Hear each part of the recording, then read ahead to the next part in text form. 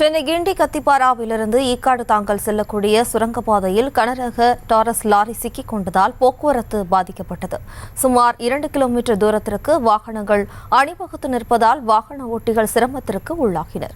இதுகுறித்தான கூடுதல் விவரங்களோடு நமது செய்தியாளர் மொய்தீன் இணைகிறார். வணக்கம் மொய்தீன், விவரம். வணக்கம் ஜெயஸ்ரீ. கிண்டி கத்திப்பாரா மேம்பாலம் கீழ் டாலர்ஸ் லாரி ஒன்று சிக்கிக் கொண்டதால் சுமார் 1 மணி நேரத்திற்கு மேலாக போக்குவரத்து நெரிசலானது ஏற்பட்டுள்ளது.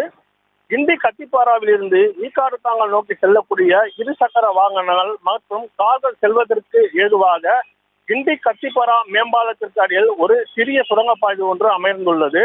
உயரம் குறைவான சுரங்கப்பாதை என்பதால் கனரக வாகனங்கள் செல்ல தடை செய்யப்பட்டுள்ள நிலையில் போக்குவரத்து காவலர்கள் யாரும் அங்கு இல்லாததால் கனரக வாகனங்கள் அந்த சுரங்கப்பாதையில் சென்று அடிக்கடி சிக்கிக் கொண்டிருந்தன. இந்நிலையில் கிண்டியில் இருந்து ஈக்காடு தாங்கல் நோக்கி செல்லக்கூடிய கனரக டாரஸ் லாரி ஒன்று சுரங்கப்பாதைக்குள் சென்ற நிலையில் அந்த வாகன நடுவில் சிக்கிக் கொண்டது. இதனால் அப்பகுதி முழுவதும் சுமார் 2 கிலோமீட்டர் தூரத்திற்கு போக்குவரத்து நெரிசல் ஏற்பட்டுள்ளது.